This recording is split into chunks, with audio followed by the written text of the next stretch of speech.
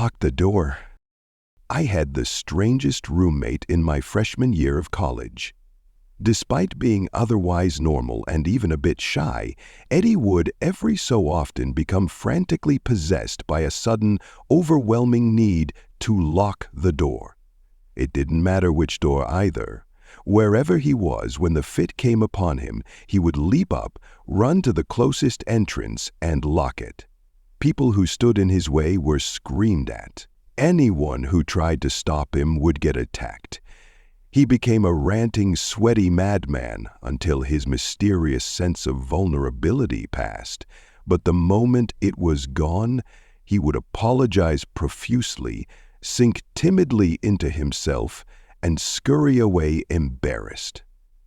For that reason, it was hard to hate him. But it became a little easier to despise him each time I returned home to find myself locked out. Similarly, each time I brought him to a party and he had one of his episodes, I inevitably lost potential romantic interests and friends because I was roommates with that Eddy guy. Halfway through the year, after the third almost girlfriend ghosted me because he scared the shit out of her, I put in for a dorm room transfer and washed my hands of the poor guy. That was almost 7 years ago now, so when Eddy messaged me on social media and said he was in town and had run into some travel issues, I decided to give him another shot.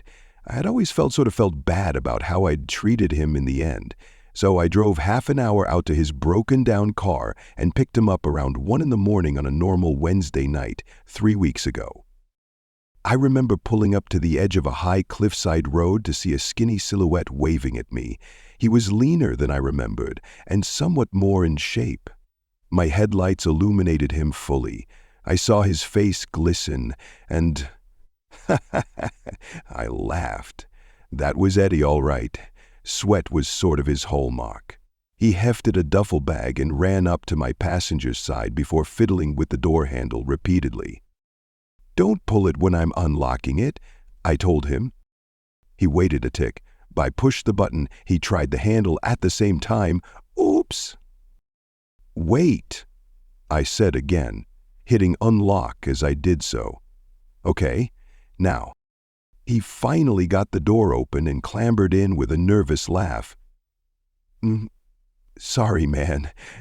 His long legs folded up a bit as he got situated, and I could see his exposed ankles. Thanks for picking me up." I shrugged. "No problem at all. Do you know what's wrong with it?" "Yeah, the alternator's been having trouble. I think the cold weather finally did her in." "Too."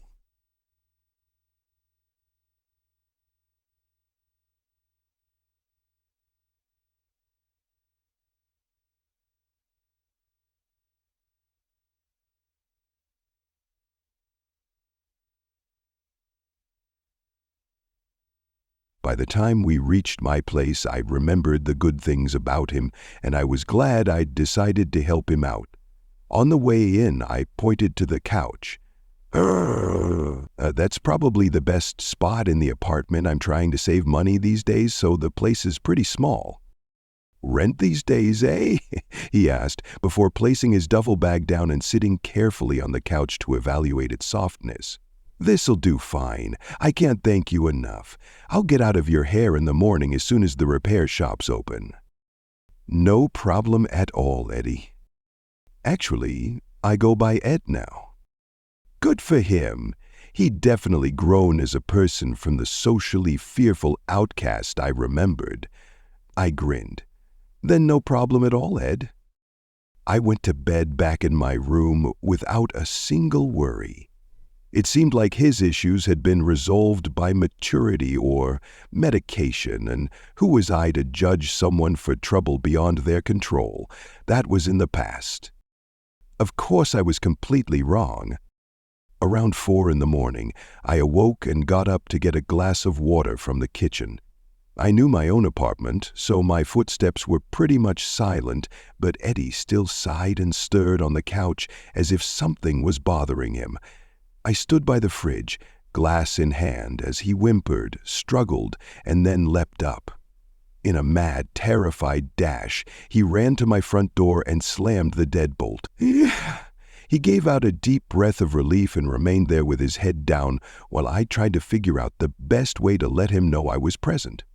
Well, if he was having a fit, there was no good way to do this. Ed?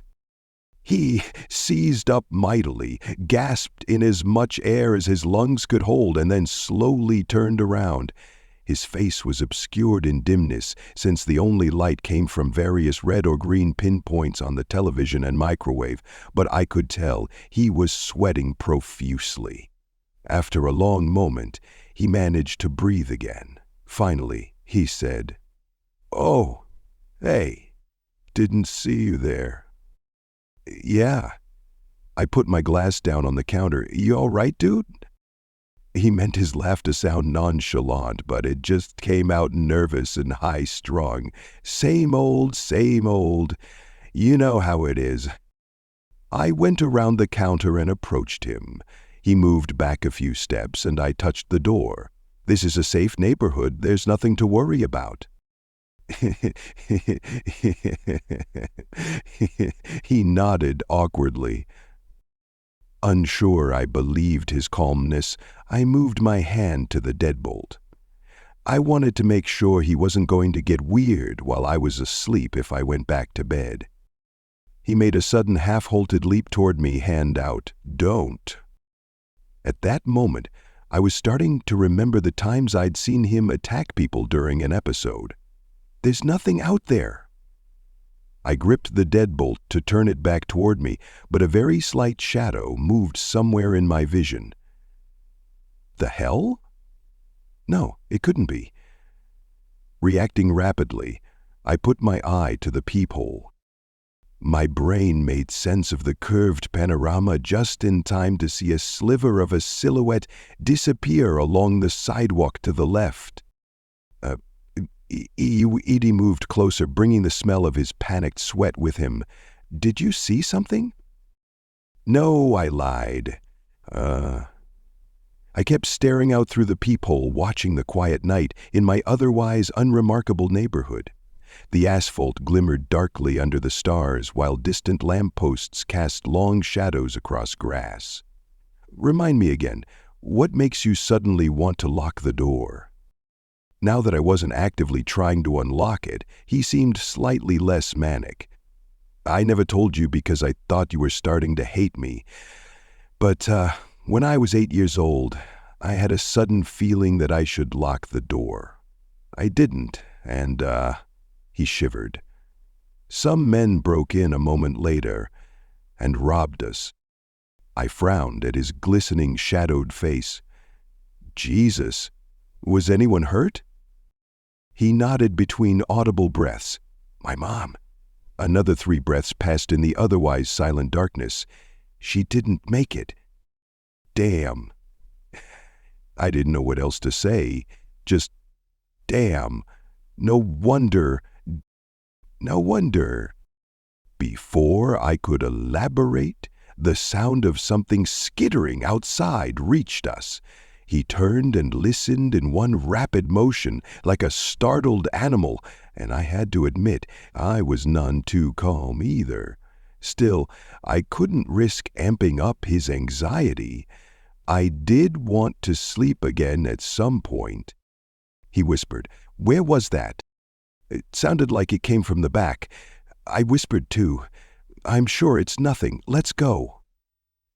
I led the way, and we crept through my apartment. He made sure to mimic my steps, but he was still louder than me, and I nearly winced at every creak.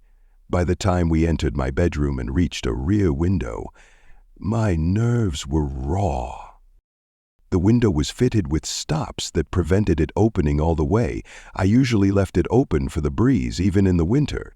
We sat in total darkness in front of that thin rectangle of cool air. Looking and listening, we sought any sign of what had made the noise. Have you ever actually listened to the sounds of the city at night? What I'd gotten used to as silence was actually anything but. Soft wind stirred a rustling in the nearby bushes. A train blew a horn in the unknown distance. A dog barked twice. Briefly, an ambulance siren trekked across the horizon.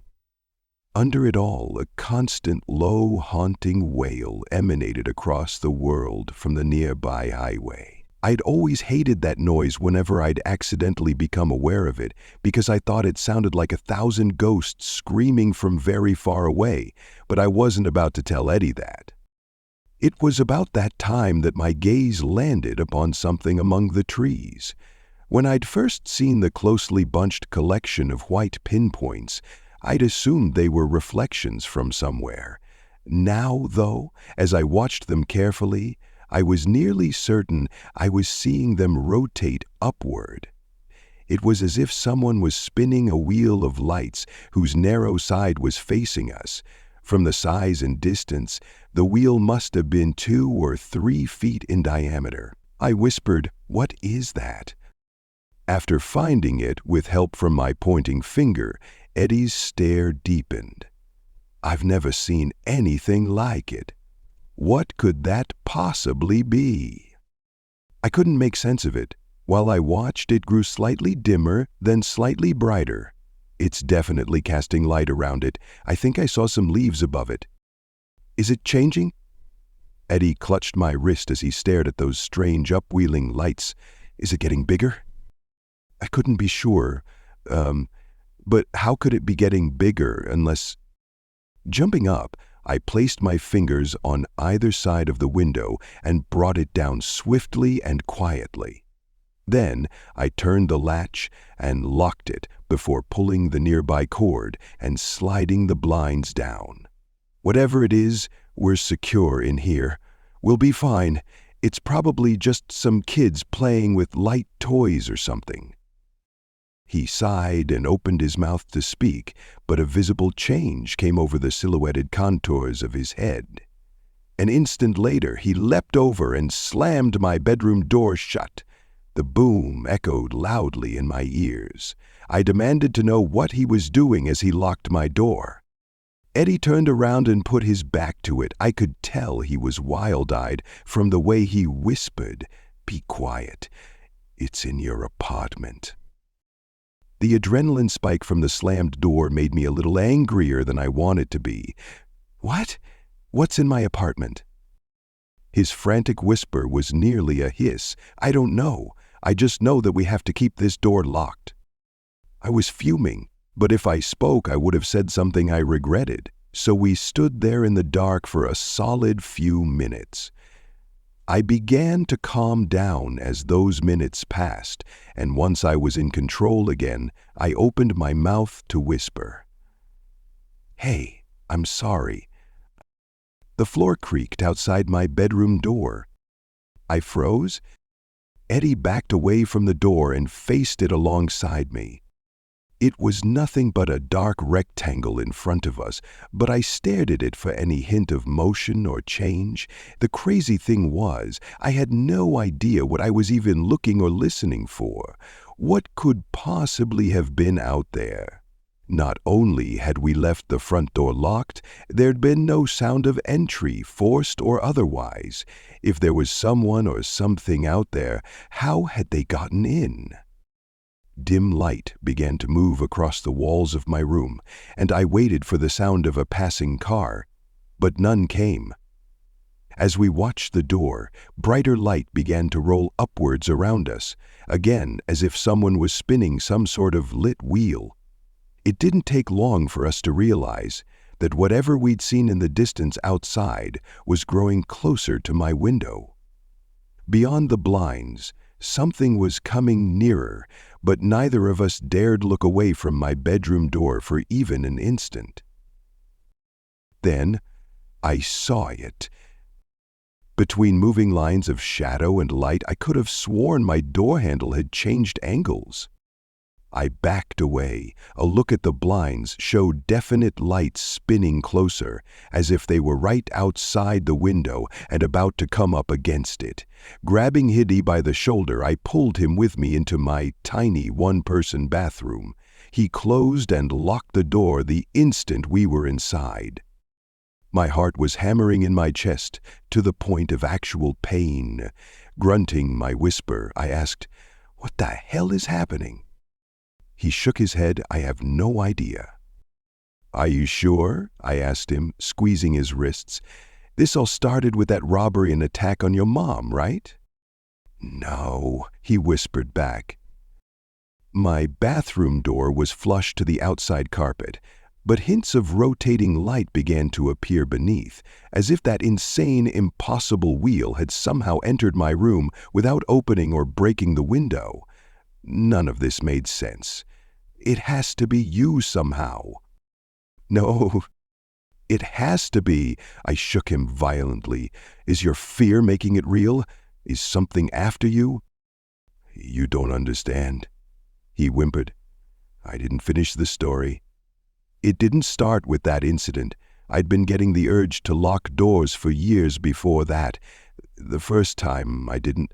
That's when they came. I couldn't understand exactly what he meant. "The robbers?" He shook his head.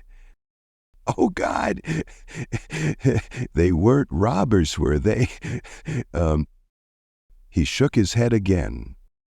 My voice dropped to a razor hiss. "What's out there, Eddy?" All he could say was, "They want in." Something about the way he said it finally made me understand. It's not about the bathroom door, is it? I looked out through it, thinking of my bedroom door and my apartment door beyond that. It's not about the literal entrance to the room you're in. The rotating light below began intensifying as whatever was out there approached our hiding spot. His panicked grip on my hands told me I was right.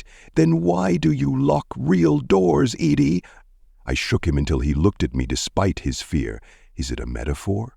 Does it make you feel better? Does it close them off somehow? Why isn't it working this time?"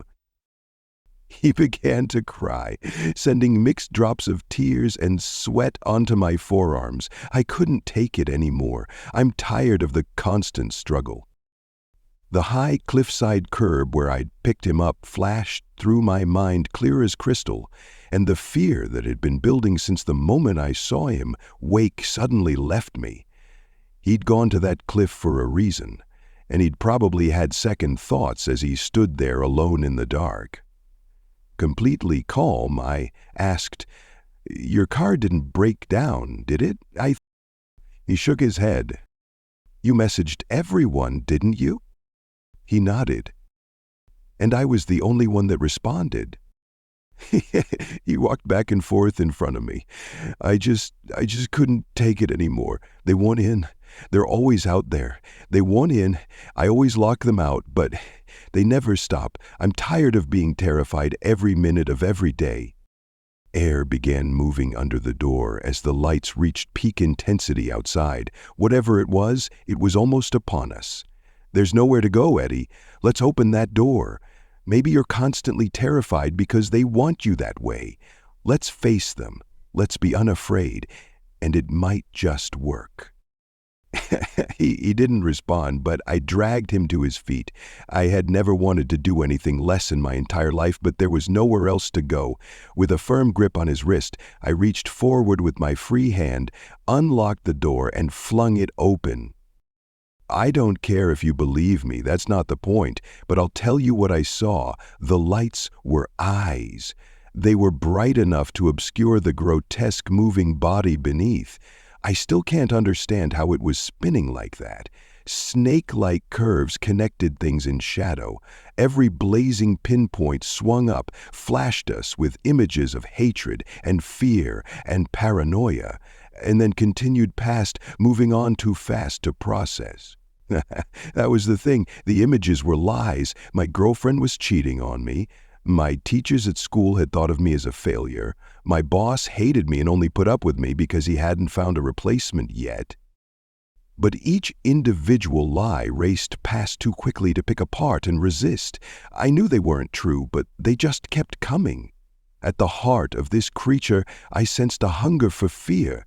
I kicked a wide, grasping mouth away and jerked Eddy out with me, getting a few feet past whatever the hell that thing was. It turned toward us again as I flung the bedroom door open. I'd been right about the door handle turning. That much I knew in that instant. The madly spinning shadows and light failed to illuminate the beast that lay beyond that door. Immediately I knew the thing behind us was just a servant to this, because this was so much worse. The only thing I truly registered was a melted face. Its misshapen gaze seized the beating heart muscles in my chest and filled me with absolute terror, as if it had the power to reach inside me and dredge out all the blackness and animal fear in the corners of my human soul. I knew that these things didn't want into my apartment or my bedroom. It wasn't so simple as that. They wanted in to our world, and Eddy was some sort of conduit for that nightmarish goal. He always had been. I had the knife-keen, vicious sense that I needed to kill him immediately. But maybe that urge came from the emotions those creatures were giving off. As the sludge specter with the melted face began a rising scream that threatened to deafen me, I did what I had to do. I grabbed the heavy lamp from my nightstand and smashed my window clean through. I threw Eddy out a moment after, and then pulled my arm from a burning grip of caustic acid to escape.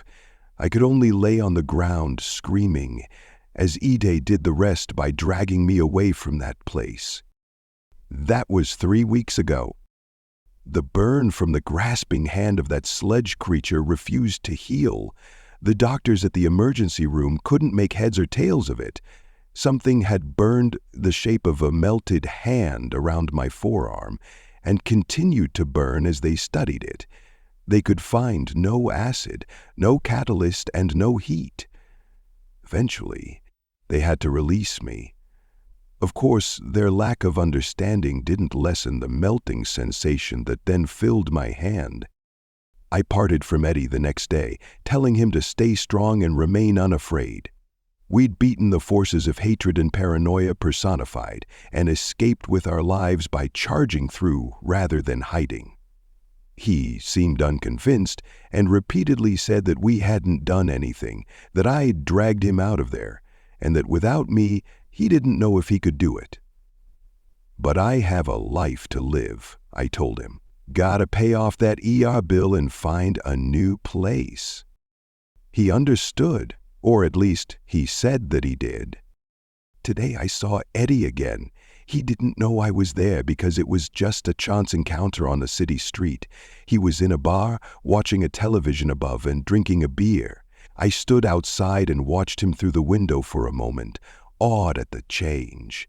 He was sitting with new friends. He was wry, confident, and completely ignoring the door of the bar instead of nervously looking at the entrances every so often. It was such a positive change that I actually went inside with a smile. But I stopped about 10 feet behind him as, over the noise of the bar television above, I began to hear what he was talking about. His words floated in the air with a nearly perceptible stench. Sludge dripped from the back of his sentences, burning the ears of those near his group. His new friends agreed happily and haughtily, replying noxiously in kind. A disgruntled customer nudged me as he passed. "Ignore those assholes."